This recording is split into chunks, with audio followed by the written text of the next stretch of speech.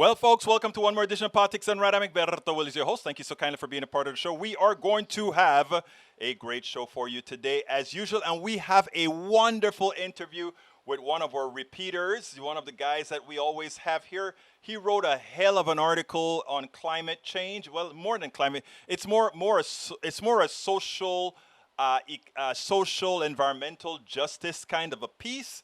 And he gave a hell of an interview that we're going to go through today. I think you guys are going to like what he has to say, because what he has to say is prescient, something that we have to talk about. Anyhow, what's going on? What's happening today?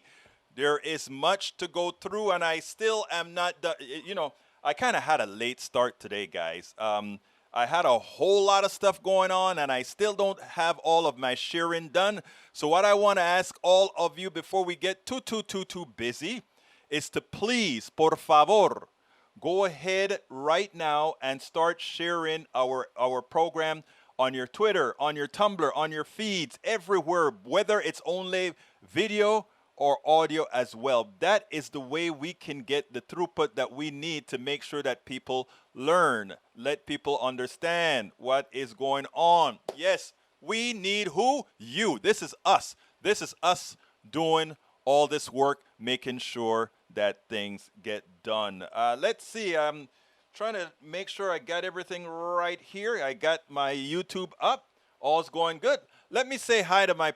actually, before we do that, share that stuff for me. Let me go. There's a share that I'm missing here. I don't know why I have yet to do it, but I am doing it right now that I've got to get to a particular group. And when I'm done with that group, we can, yes, rest in peace. Rest in peace, El Señor DMX. He died. They said he had a heart attack and he died. Sad to hear about that. But then, of course, Prince Philip died, and I wrote a tweet earlier today that I said, I rest in peace, Prince Philip. I also said something to the effect of, on the human side, I feel sorry for all those who are mourning his death right now, but let's not all start to suffer from the Stockholm Syndrome. The monarchies from around the world, in their creation of empires, devastated the world. They plundered, they killed, they murdered. So let's not sit down and look at these guys looking nice and pompous with their nice clothes on and want to have them some sort of a reverence. It always drove me crazy that Jamaica and the Bahamas and all these other countries used to have the Queen on their money after their independence, because the Commonwealth, the governor, the Queen still had a governor of all these places that were a part of the Commonwealth. What kind of crap is that? If you're an independent country, you're a darn independent country. Punto y final. No hay más de qué hablar. Nothing else to speak about, right? Don't you agree? Let me hear what you think about that. Okay, Michael Rudnin. CDC declares racism a serious public health threat. What we know is this: racism is a serious public health threat that directly affects the well-being of millions of Americans. Rochelle Walensky, the CDC director, said in a statement, as a result, it affects the health of our entire nation. And I'm glad that she said that, the entire nation. Thanks for that pick, Rudnin. And the reason why, a lot of people sit down, as long as we think racism only affects the other, it will never change, because we have a tendency to be a bit more introspective than that. But the reality is racism hurts us all. And we've gone over many of that in many of the programs that we've done before, and we've kind of hit on that here and there. Second note from Rudnin: how a gas company grossly underestimated one of the biggest pipeline spills in U.S. history. After the disaster in Huntersville, Colonial Pipeline now holds the record for largest gas spill in both North and South Carolina. Thanks to its polished PR team, you likely have no clue. This is a story about the second largest oil spill in America's history that has largely gone unnoticed. My guess, not a single person in the chat today will have heard a thing about it. And Rudnin, you would be absolutely right. In my case, I had not heard about it. So thank you for bringing that out. So welcome, Michael Rudnin. Welcome, AVQ Rudnin. Julie Van Astel, good afternoon, Egberto. Bridge MCP, and all others. Deborah John, welcome aboard. Deborah John, Paul Fleming, ATL, check it in. Whoop, whoop. Eric Hayes, hi. How could the guy in College Station even get bond for what he did yesterday? Did he get bond, Eric? I don't know if he got bond. Tell me, let me know. Bridge MCP, hey, y'all. Bridge MCP said doesn't care about British royalty. Thank you. Even though you are a British subject, weren't you, Bridge MCP? I think you were a subject of the British government. But it's great that you've unshackled yourself from all that represents. I am so proud of those who've said we have unshackled ourselves permanently from the crown. Thank you so kindly, because the crown is full of, we all know what. Anyhow, continuing. Eric Hayes, he was instrumental in World War II, but do understand the point. I don't care.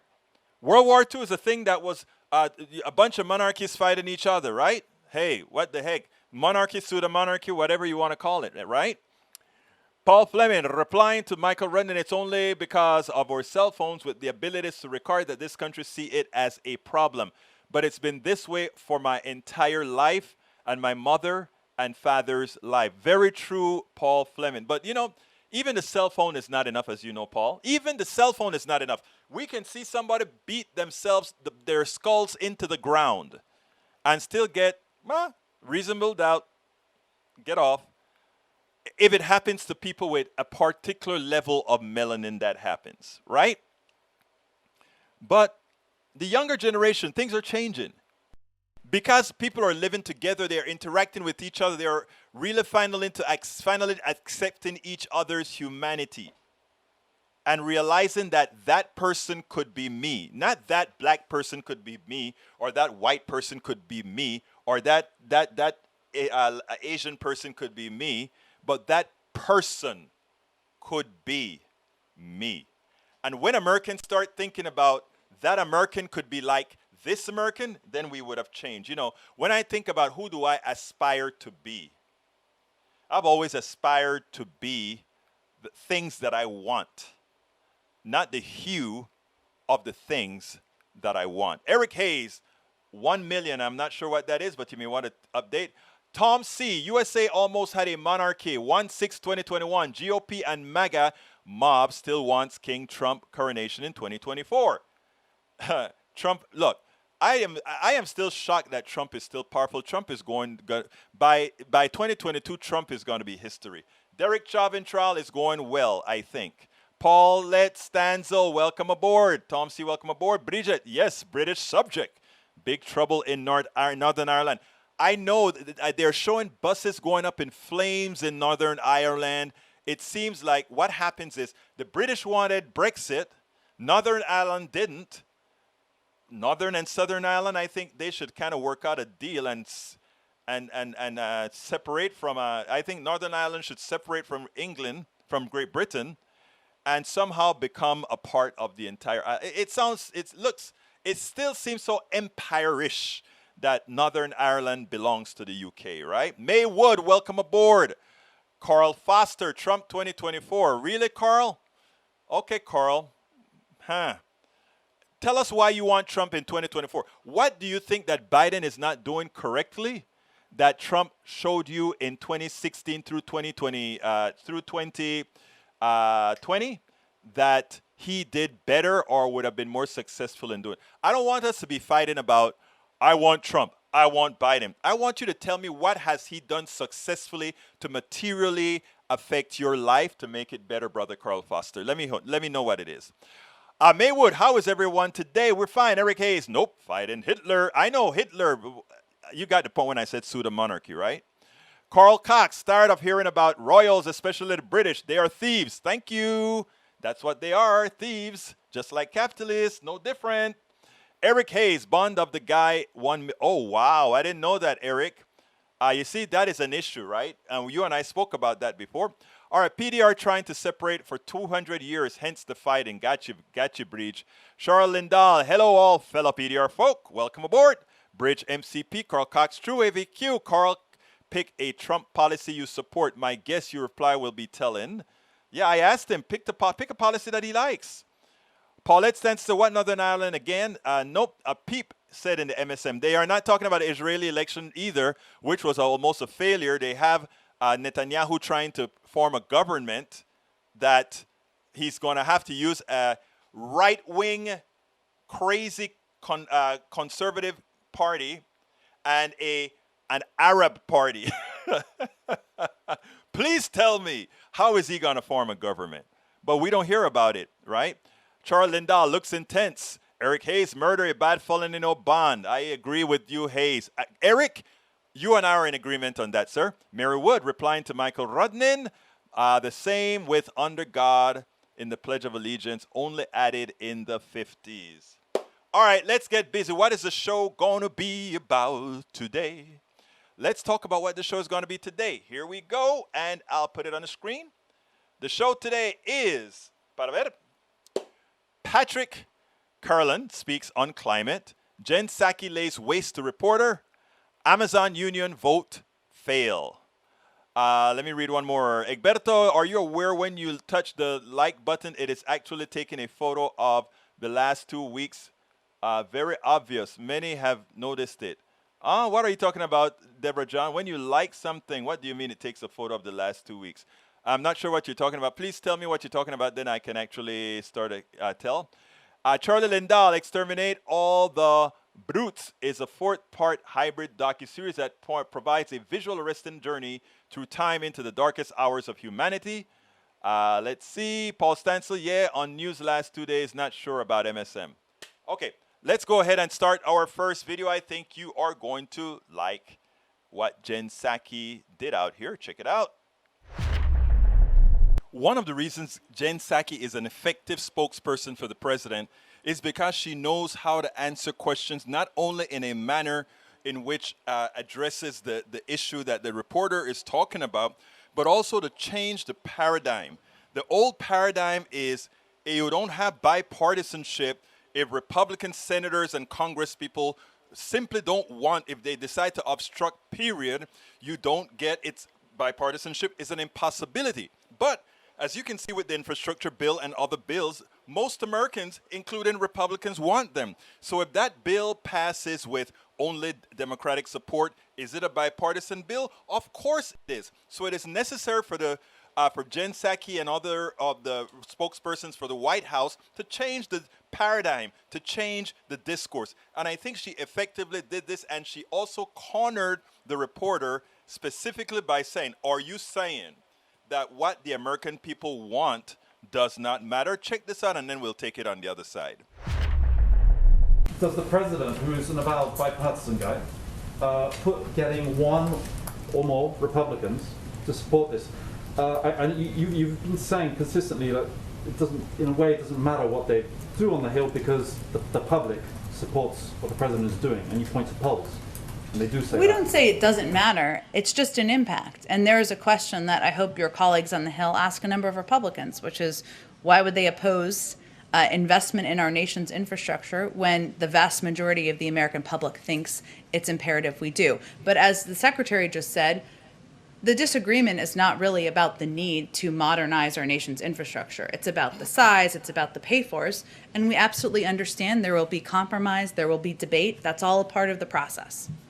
Is it a little dangerous to be always citing the polls, though, as your credibility? Do you not think the American people's view is important as it relates to what elected officials do on the Hill? Sure, but don't polls change a lot, whereas the elected officials are elected officials? There's been pretty consistent support for infrastructure, and I think it's an important point. We feel like it's an important point because when we talk about bipartisanship, we're talking about how we meet the needs of the American people. Republicans, independents, Democrats. Rebuilding bridges is not a Democratic idea. Ensuring kids don't have access to clean water is not a Democratic idea.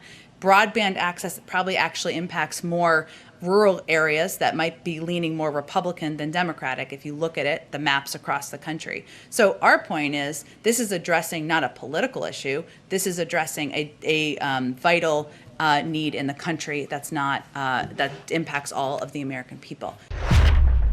I mean, she completely laid him to waste, civilly, of course, and then she began to school him. Now, that is how you start to change the paradigm of reporters who continue their quest to be Foxlight reporters, not looking at what the real issues are, but trying to find a got you or a false balance, etc. Jen Psaki has learned the formula of how to get these guys to start. Either if they don't ask a question, lay waste to them. And that is important because the American people need to see that. The American people need to see when we have misbehaving reporters, misbehaving journalists, and then placed into the proper context. Exactly so. I want to answer a few questions real quick here. Eric Hayes, when you talk about 38% infrastructure, let me tell you something better, okay? The problem is how we define infrastructure.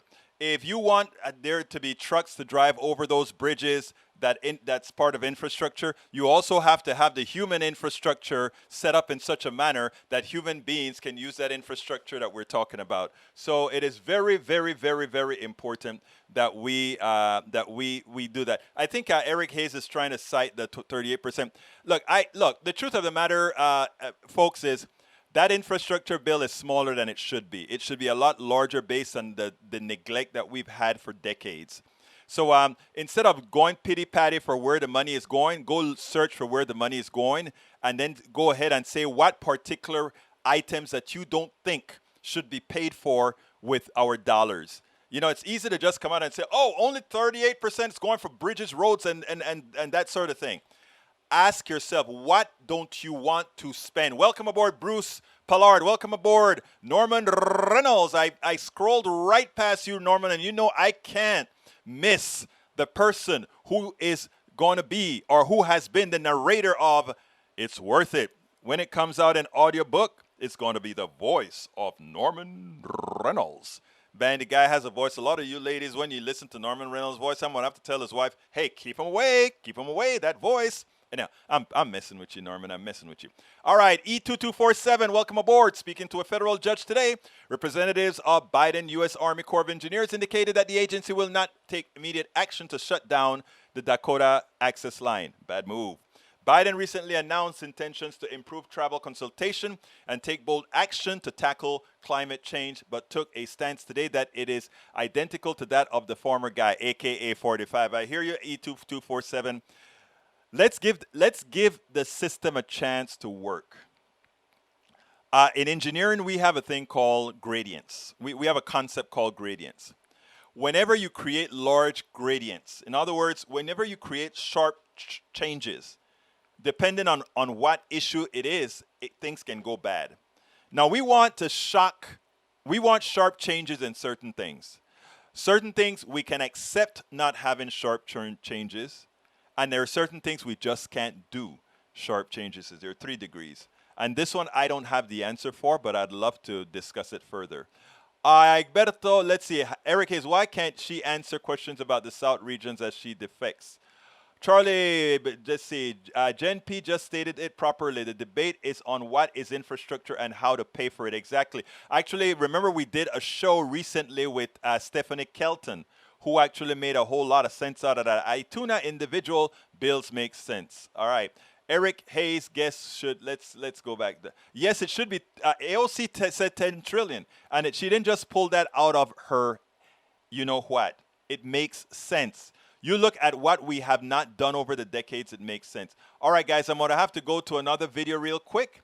Let's go ahead and, we had the film director yesterday. I really enjoyed talking to him, but there's something that I want to centralize on that he said. And I want you guys to listen to this because this is what gives us not hope, but this is what tells us what's happening out there.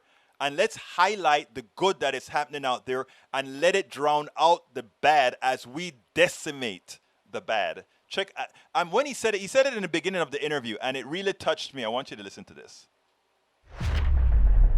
Arthur Kanagis is president of Future Wave Inc. He is the director producer of The World Is My Country. What got you into doing documentaries of this nature? Well, when I was working on doing the War Without Winners film with Paul Newman, we also got the opportunity to help with the film the day after. I was just a researcher on it, but I was there in Washington, D.C. They were building the sets, and they said, okay, 1 mile from the epicenter, what's it going to look like? I'd go over to the Pentagon, do all the research, and fax it out to them. And I woke up with nuclear war nightmare. We could be destroyed in a moment's notice. And I just started to get paralyzed with fear. There's an ocean of darkness, and I drowned in the night till I came through the darkness to the ocean of light. And the light's forever, and the light makes us free. I'll dwell in the glory of the light, said he. And what struck me about that is the deeper you dig into almost any area, you get to think, if you thought that was bad, it's worse than that. And if you thought that was bad, it's 100 times worse. And if you thought that was bad, wait till you hear this. And you can drown in that. And at the same time, all around the world, people are helping each other, reaching out. I'm in Rotary, all over, we're helping people get glasses, vision, people helping dogs get spayed and neutered, people loving their kids, there are flowers growing, oceans out here, and there's an ocean of light. And I decided that I wanted to dwell in that ocean of light. If what we imagine helps create our reality, then why do we keep imagining only horrible things and wondering why we're not getting to the positive future? And I decided to dedicate my life to films that gave us a vision and hope and the joy of experiencing moving into the positive future that we the people can create in the people-powered planet. The reason I like that, right, is because what he's saying is prescient. We concentrate so much on the negative, on the bad, when there are a lot of good people out there doing a lot of good things. Let's highlight a lot of, let's not forget about the bad things that are happening. Let's just not give it play. Let's give play to the good things that are happening and then decimate the bad things that are happening. Point out the bad things and make sure to cut the cord, cut the shoes, pull the chair from over those that are putting out the darkness. And let's highlight, let's elevate those that are doing the things that are positive. Anyhow, let's see, we're at 26. I'm going to do a quick ask now, and then I'll go ahead and play this Patrick Carolan, because I love the interview we did with Patrick Carolan. Please, folks, if you're on YouTube, click that join button and consider becoming a part of our YouTube posse. If you don't have that join button on YouTube, or if you're on Facebook or any other place, go ahead and click politicsdoneright.com/ I did that wrong. politicsdoneright.com/YouTube. politicsdoneright.com/YouTube. You can also go ahead and consider getting our mug designed by our leader, Brige MCP, who designed a mug.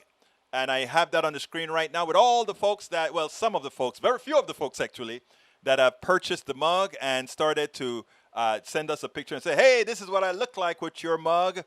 Enjoy that. So please go ahead and click that join button, become a part of the posse. If you do it right now, I'll actually put it up on the screen. You can also support us via Patreon. Patreon is spelled Patreon. Patreon. There you go on the screen. Or you can support us as well via PayPal. Everybody knows how to say PayPal. I don't need to write that out, but that's the link. politicsdoneright.com/PayPal. Now, you can get our book, and that's the book that you're going to see on the screen. It's worth it. How to talk to our right-wing relatives, friends, and neighbors. How to talk to our right-wing friends and neighbors. You can get that at this Amazon link.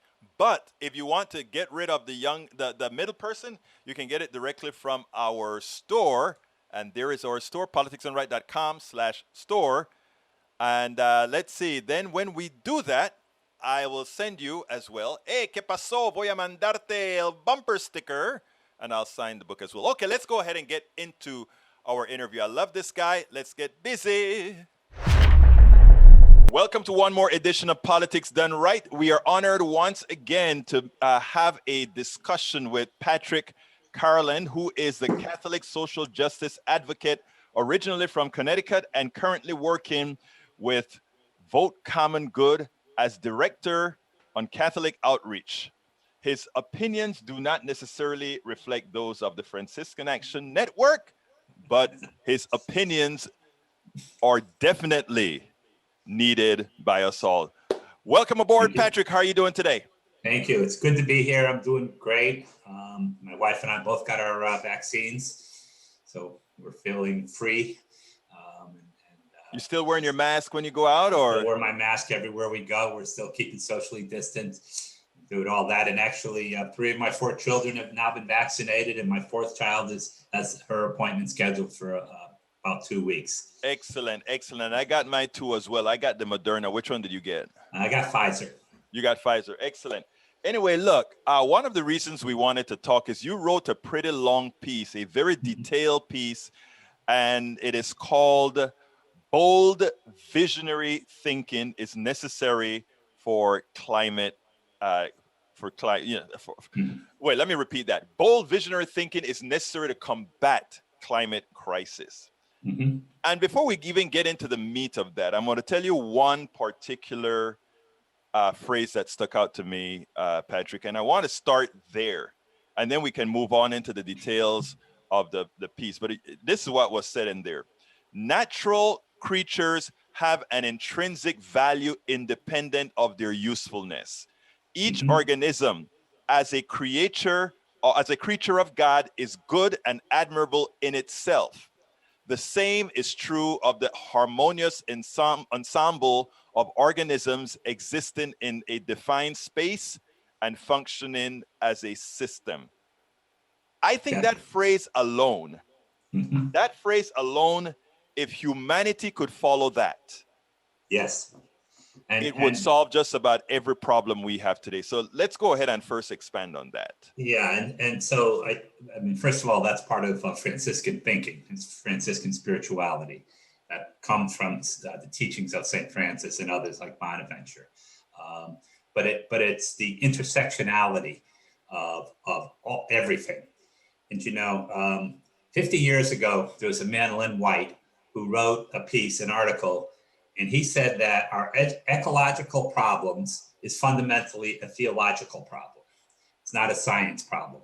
It's a theological problem. And his thesis was, and he focused it on the idea that, and particularly Christianity, he was talking about Christianity, that our Christian belief, our Christian theology teaches us that we have dominion over creation and that creation is here to serve us. We're not all part of, we're not in relationship with creation. And he said, until that changes, we're never going to solve the ecological problem. Now we moved away from that a little bit, but he didn't really go far enough. He's talked about that. But what he should have said was the whole idea of our theology as a whole, as Christians, and the theology of we're here to go there.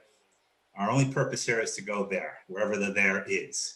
And so as long as we believe that we're here so we can get to there, everything we do is about us getting to there.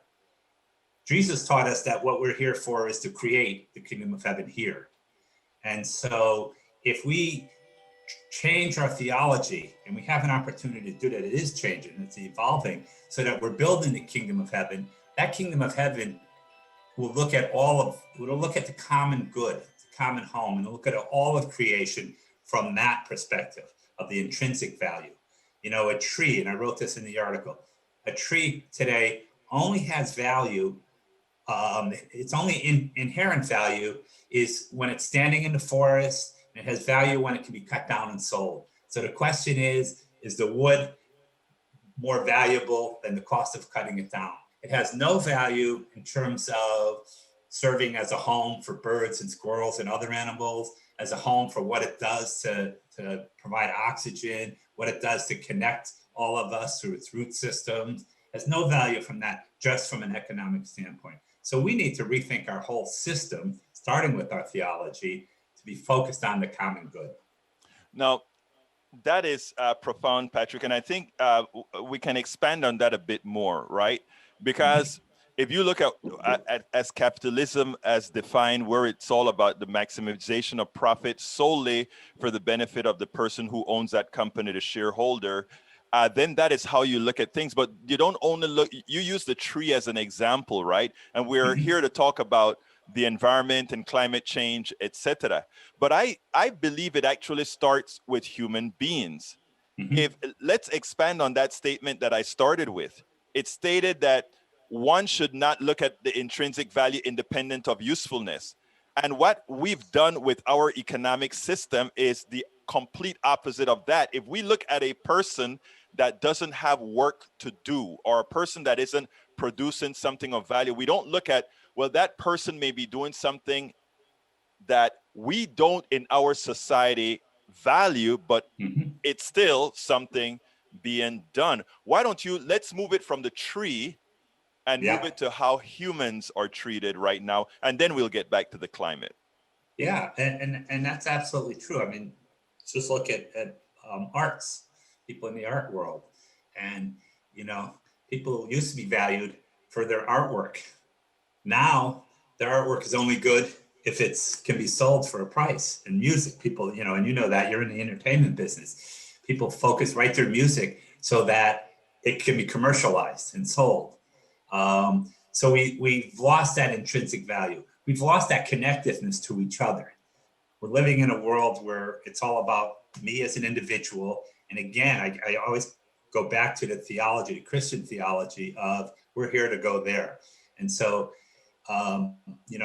helping the poor is a good example. It's good that we spend time helping the poor only insofar as it helps us get to heaven. If we're helping the poor to help the poor and that's not helping us to get to heaven, then it's not valuable. And so we need to move away from the theology of we're here for salvation, redemption. We're here for salvation and redemption. We're not here for salvation, redemption. We're here for creation. And we all have an intrinsic value. God is part of us. We're part of God. And so because of that, we have to see God in each other. And then we have to see the intrinsic value in each other, whether we're, artists, whether or whether the person who, cleans up the toilet bowls. We all have an intrinsic value and we're all part of the one. And until we get to see that, then we're never gonna overcome economic inequality. We're never gonna overcome human trafficking. We're not gonna overcome any of those. St. Clare was a Franciscan, one of the founders of the Franciscan order with St. Francis. And she said that you should see Christ in everybody and everybody should see Christ in you. And if you're not doing that, go home and start over. And so we have to have that connection to each other. We're all part of the one. We're all individuals as part of the one, but we are part of the whole. And it should be, as Pope Francis talks about, this is our common home. And, I often share and talk about every single day, 18,000 children die of starvation or hunger. We could cut our defense budget by 20% in this country, wouldn't hurt our defense at all, and feed every single child in the world forever. So no child would have to go hungry if we just cut 20% off our defense budget. We have to start thinking that way of the common good, not this is going to help me individually or this is going to help my little subset, my group, because we're all part of one group. And it is interesting because there are two things that you specified, and I think these are specified within the Christian religion, right? That one, we are the dominators of nature. Nature is supposed to be dominated by us. And number two, that we have to start looking at the other, at human beings for who they are, and not as a transition, not doing good towards that human being as a transition to that better, yes, whatever it is that we want. And it takes a different frame, and we have the evangelical Christians right now that in effect they go through checkpoints of what they believe is going to get them to heaven, and they are ruthless in the way they try to enforce it. Of course, most of their leaders are unable to do so in any other than a hypocritical way, but that is their tenet altogether. I think what you're pointing out here, and I think what the article points out, and like I said, it's an environmental article, but that statement that I read was what jumped out at me. Yeah. In reading that statement, it was like, wow, this doesn't only apply to the environment, the intrinsic value of a tree, the intrinsic value of that lion, the intrinsic value of that elephant. What is it actually doing to make somebody some money? What is it actually doing to keep society to keep the entire ecosystem as a whole? So we have to look differently. Now, in your piece that you wrote, you pointed out that for some time now, the popes, you're Catholic, of the Franciscan nature, for some time now, the Pope, we have a Franciscan as a Pope now. He's actually a Jesuit. He's not a Franciscan. Jesuit. Jesuit. That's What's okay. the difference? What's the difference? Help me. What's the difference? Oh, you want to know the difference between the Jesuits and the Franciscans? Yes. We still pretend to be humble. The Jesuits have given up all pretense of being humble. Okay, now, but they all doing good stuff, right? Oh yeah, no, they're just different orders within the Catholic Church. The Franciscans were founded by Saint Francis. The Jesuits were founded by Ignatius. But there's Got a little bit of a, I often tell people ask me about Pope Francis and how do we feel as Franciscans about Pope Francis being a Jesuit and taking the name of Francis. And I say, well, all of us in our youth and through our youthful exuberance have made mistakes and errors. And we're so grateful that our Holy Father, as he got older and wiser, saw the errors of his ways. So. Oh, you humble guy.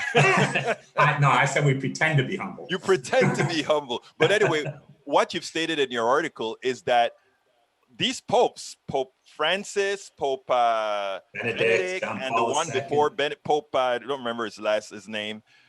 Okay, John Paul II.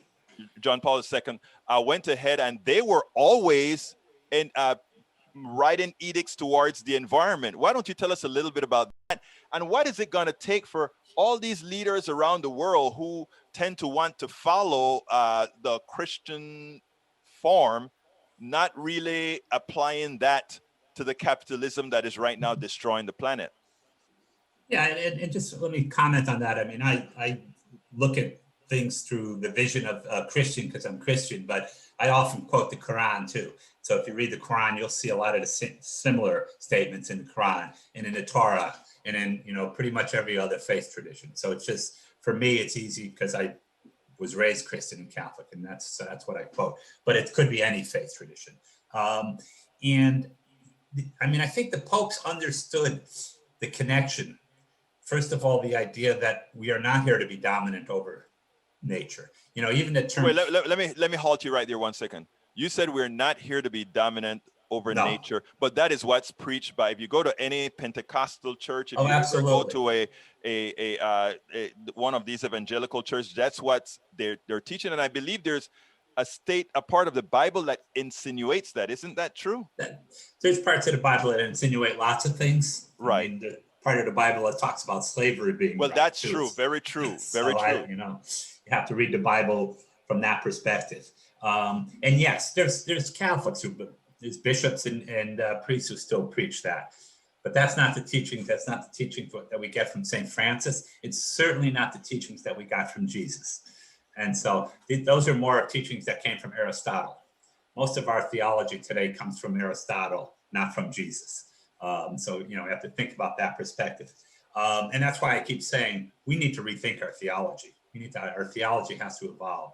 So the popes, I think, have come to, particularly Francis, but Benedict and John Paul too, to an extent, come to the realization that we're not here to be dominant over creation, that creation is part of the one. We're all part of creation. We have value, but the tree has value in creation. And that, we got to stop being transactional and become relational. And this is what the real beauty of what St. Francis taught us. Everything we do for the most part now, whether it's, economic, spiritual, it's all transactional. We need to start to become relational. We have to be in relationship with creation, not transactional about creation. We have to be in relationship with each other, not transactional with each other. I can't help you because it's going to be good for me. That's defeating the purpose completely. And so we have to move in that direction. And let me also say, I wrote a piece a couple months ago about this, about COVID. And, COVID is starting to come, we're starting to see the light. I hate to use the term light at the end of the tunnel because Trump used that term all the time, but we're starting to see COVID go away a little bit. We're starting to see some hope. And you hear people saying all the time, I can't wait for things to get back to normal. And I wrote a piece that said, we don't want to get back to normal because normal wasn't good. We have an opportunity to create a new normal. We have an opportunity to do better. And that's focusing on the common good. We should, everything we do, our laws, our government actions, our government programs, anything that we do should be focused on the common good. And then we'll start to build that society that we all hope and dream about. We're not going to do that by passing this law or that law. It's how, when we change our basic theology and our basic ways we interact with each other. Did you send me that article? Because that is an article that I would definitely want to. I'll send it to you. I don't, Please send that article to me, because I think that, I mean, there are others that have written similar articles. We don't want to return to what we thought was normal, because what was normal was not all that good. Right. What was Yeah, normal? I'll send it to you. Now, And I have no idea if I sent it to you or not, but you know. please do. I want to get that one posted as well. Yeah. Now, Patrick, you brought up the Green New Deal Yeah. in the piece as well. Now, I have some mixed feelings about how the Green New Deal is marketed, and I think you've just even gave me reason to state that we could use the Green New Deal to reframe thinking as well. Right now, in order to placate many, the Green New Deal is mostly being sold as a job creator. It's being sold as it's going to be good for employment. It's going to be good, as opposed to what it's really going to be good for: sustainability, homogeneous environment, and equity. All these, the things that really should sell it. The jobs is just a byproduct of good things happening. Yes. So expand on that for me. Yeah, I mean, the Green New Deal, in my opinion, is really about how we relate to each other. It goes much deeper than just it's a job creation. It certainly will create jobs. And, you know, it's fascinating. There's a whole part of the Green New Deal that talks about a just transition. And so when you think about that, you think about, it's easy. And I have this discussion with my friends that work in the green organizations, and they often talk about all the green jobs we're creating. And I say, that's great. You know where we're not creating green jobs? In Western Pennsylvania, or in West Virginia, or in the other areas where the jobs in fossil fuel are. So if we really want to talk about, we have to think about it from that perspective of how do we create jobs in these communities where job loss is happening? How do we, you know, think about it holistically? And that's what the Green New Deal does, is think about holistically, how do we move forward, not look at each of these individual things. The other side of it is, as you saw, and I think I mentioned this in the article, in the last election, you know, people were talking about the Green New Deal as if it was from Satan. And, you know, it's so just the term Green New Deal has taken on, you know, a whole meaning in itself, depending on which side of the aisle you're from. And we have to move away from that. We have to move away from labeling it as this, just what you said. This is not what it is. It is an idea, a concept of how we can start to relate to each other, how we can build community together. It gives us a blueprint for doing that. This is not a piece of legislation that's going to mandate it. It's a blueprint for how. And we need to start doing more of that. We need to start looking at, we talk about how, well, we have to do better. You know, we have to deal with income inequality. We have to deal with racism. But we don't talk about how we're going to deal with that, how we're going to approach that. We just talk about that we have to do it. We have to move beyond that part of it into the action side and say, here's some steps we can take to do it. Not going to be easy. People are going to be angry. Because people are going to lose some part of their lifestyle, and they're going to get angry when that happens. But we have to understand that and be ready for that, and you know, provide some healing. As people of faith, we have to be there to help people grieve over the loss of their lifestyle. But it's part of what the common good is about. We're all in this together. One of the reasons I love talking to you is that you force what we all know as critical thinking. Mm-hmm. Because the problem we have today is people don't think from the brain. They don't think critically. They have a tendency to think from the hip. I know you can't really do that, but you understand what I mean. In other words, I throw out a phrase that hits you. I know how to throw those phrases out that hits you a particular way, and you don't get a chance to really start thinking about what the person is saying. What I've learned to do over the years is to let somebody give their entire thought so that I can make a complete analysis of it. And what I love about your piece, which is a fairly long piece, is that is exactly what you did, not only from your own critical thinking, but also from the thinking of many others that have come before you or that are there with you. I think that is what's important. So yeah, you know, I a couple of years ago, and this is shortly after the Green New Deal proposal came out, I was invited to give a talk in Western Pennsylvania, and it was at a Catholic church. And the person who invited me mentioned to me, they wanted me to give a talk about Laudato Si and climate, and they said you probably shouldn't mention the Green New Deal because you know this is Western Pennsylvania, it's cold country to an extent. So I went and I talked all about the Green New Deal. I didn't mention the Green New Deal. I didn't mention climate change. And at the end of my talk, people were very much supportive of everything I said. If I had gone in there and said the word Green New Deal or climate change, they would have blocked off completely. They would have never listened to another word I had to say. So we really have to think about how we present things. And we're not trying to be deceiving people. We're just trying to get them to listen a little more and really think, as you said, critically. That is a magic right there, because I've run through that same thing in my conservative area, having conversation with people on Medicare for All. And I sat down with this woman and we talked about Medicare for All, but I never use the word. I just thought, wouldn't it be nice if, because she was having problems with her insurance company, but she was a conservative to the core who believed in the entire capitalist form of health insurance. And I said, we were talking nicely, and I told her things like, don't you think it would be nice if we did this? And wouldn't it be nice if we, and then sometimes I asked her, what would you have done? And sometimes the answer she gave is the answer that Medicare for All gives. Yes. And I started to feel a bit guilty because it was like, oh my God, this woman doesn't know that she's talking to a left-wing kind of dude, you know?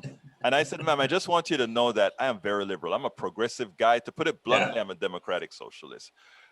Her eyes opened wide. She turned very red and she said, but you're so nice. You don't have horns. Right. And then what I said is, we all are. They are too.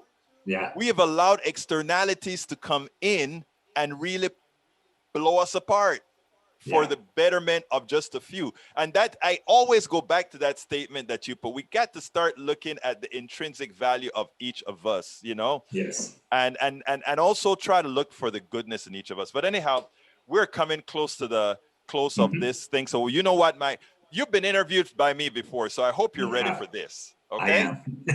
What didn't I ask you? However many things I didn't ask you that you really want to say, Egberto, this is what we need to have in this particular interview. The people need to know this. So I thought about this because I knew you were going to ask this question.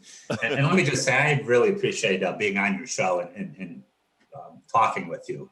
I think we had some great conversations. I think, we sort of touched on it a little bit, but the whole idea of that we have to rethink our theology and rethink that so that, the idea that the intersectionality of all of creation and how we are part of our common home, that's what we should be moving forward on, is thinking from that perspective that, and again, it's our common home is here, not there.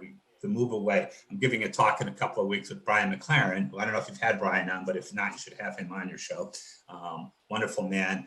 And we've talked about this a little bit, is how much our theology has played into the problems that we're having today and how we haven't evolved into a theology that makes sense for today's society.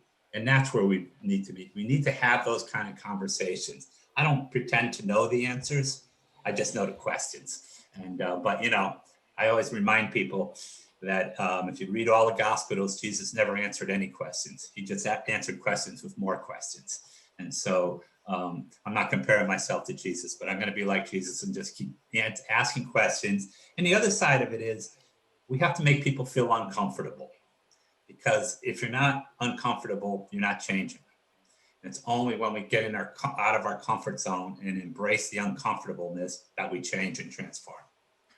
Well, Mr. Patrick Carolan, a Franciscan who says you guys you play like you're humble. I think you're really, really humble, because when you say you ask the questions, the fact of the matter is, you know, you have a lot of the answers as well. So, look, it's been my pleasure to have Patrick Carolan, who is the director of Vote Common Good, right?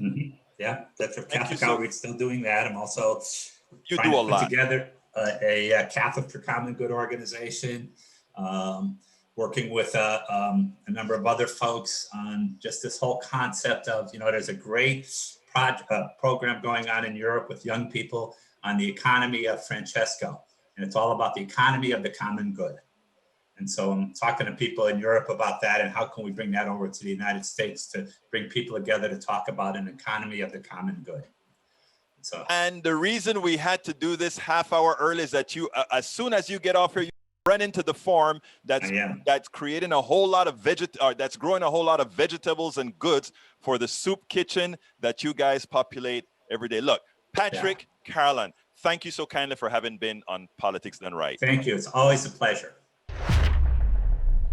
Well, I hope you guys enjoyed that. Let's go ahead and get busy. Let me get through some questions real quick and fast. Thank you for saying nice interview. I've reached MCP. Eric Hayes says, Maywood looks south. There's no transition plan, and what a big deal it is now. They are scrambling to try to address it. People, of course, people are suffering. There's no transition plan. You're right. The transition between Trump and Biden never occurred.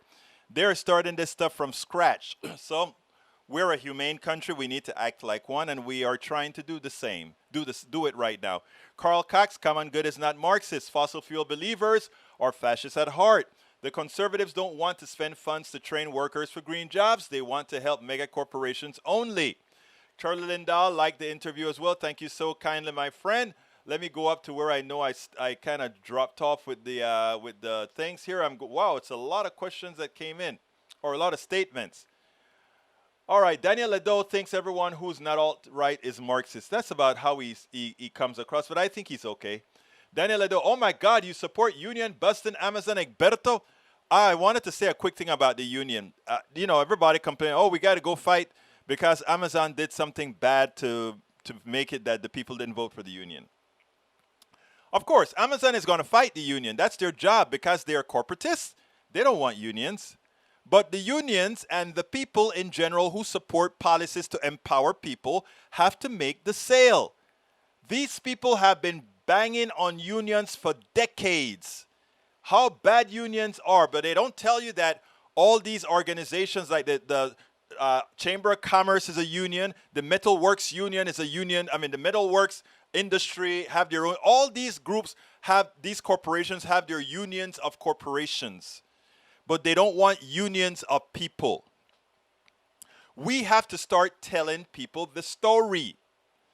So it's not, we have to try to unionize, but when we fail, we don't take it as, throw our hands up in the air. We continue to educate. You have more power when you're working together. If you have an employee-employer relationship, that's a master-slave relationship. It's an antiseptic slavery relationship because you come from a position of zero power. 1, you don't have pricing power. 2, you don't have wage power. Why is it that they're scared of things like the Green New Deal and they're scared of things like the infrastructure bill? Because you're not going to get union power with those bills. You're going to get the power of the demand, supply and demand, meaning there's more demand for work, it's going to force the wages up. But we don't want there to have to be inflationary type of wage increase. We want wage increase to be based on humanity. What does it take to live? A lot of people don't get that. But we're gonna be preaching it all over and again, all over and again, all over and again. All right, let's see who else I need to cover. Welcome, Maywood, Charlie Lindahl, Eric Hayes. I can't read all these things. Question to the speaker. Do you consider the federal budget to be a statement of ethics? He does believe that, yes. Hypocritical thinking is big now. Yes. Charlie Lindahl. Let's see what else is to me. Stepping away. Thank you, Michael, for having been here. Bridge MCP, we are all part of nature. Humans just forget that and think we're superior. Exactly. Thank you, young lady. Thank you. You can't just single out capitalism as destroying the planet. It is humans that do it with emails and phones and texts, etc. Cow too with methane. Look, this is where you miss the point, brother Eric. We want all those things. We don't have to have all those things by destroying the planet. We can have all those things in a responsible manner. You talk about all the farting cows. They fart so much more than they need to because they're fed something that they're not supposed to be fed to get them to market quicker. Capitalism. Another subject some other time. Trump's light relay was a locomotive. Yes. Okay, I'm tired. Carl Cox, they all did. Carl Foster, the planet is slowly dying around us while the young people are too busy glued to their cell phones selling their souls to Facebook and Twitter. You know, Carl, there's some reality to what you just said. There really is. We'll talk about that another time. Daniel Ledo, common good, classic Marxist. No, common good means just that, common good. Sometimes things just mean what they say. You know what I mean? Anyhow, I got to get out of here, but before I go, please go ahead and get the book. It's worth it. How to Talk to Your Right-Wing Relatives, Friends, and Neighbors. That's your Amazon link. And you can get all our books and other stuff at our store. Go ahead right here and get it at our store. By the way, for those, we had a few people that signed up for the version of our PDR Psaki that gets you all our online books. I only have the email of one person. I've already sent them an email that gives them, that opens up the gate behind our website that allows them to read all our books online. So if anybody who has signed up there has not gotten an email from me, it's because I don't know who you are. Facebook does not, YouTube does not give me any information about you. It just says you guys want to support you. If they want you to contact them, they'll send you a specific email that you can contact them. It's all a privacy thing. So I don't see anything about, I know your name, I know who you are, but I don't know anything else. So please do. All right, folks, I got to get out of here. Let me know when you guys want to do a Zoom between all of us talking and having an informal chat. I'm ready to do that whenever you are. Just go ahead and drop me a line inside of the YouTube Messenger or message box, and I'll be more than happy for us to conduct one. My name is Egberto Willies. This is Politics Done Right. I'm very tired today. I was up until 3-something this morning, and then I woke up at 4:30. Tried to sleep another half hour, didn't make it. But hey, what can I say? We got to get the job done. My name is Egberto Willies. This is Politics Done Right, and you know how I end this, baby. I am what? Out! We spend a lot of time deconstructing the news, trying to parse it into a form that everybody can understand. We try to find those little nitpicks where it flies above the fray, etc. If you really like these videos that we do, I want to ask a big favor. Please go ahead, number 1, subscribe to our channel, and number 2, please join if you can. Thank you so kindly for watching. Keep watching. Please remember to share. We must populate the entire internet with our progressive message, a message that we know is what most Americans say that they want. So help us, please join.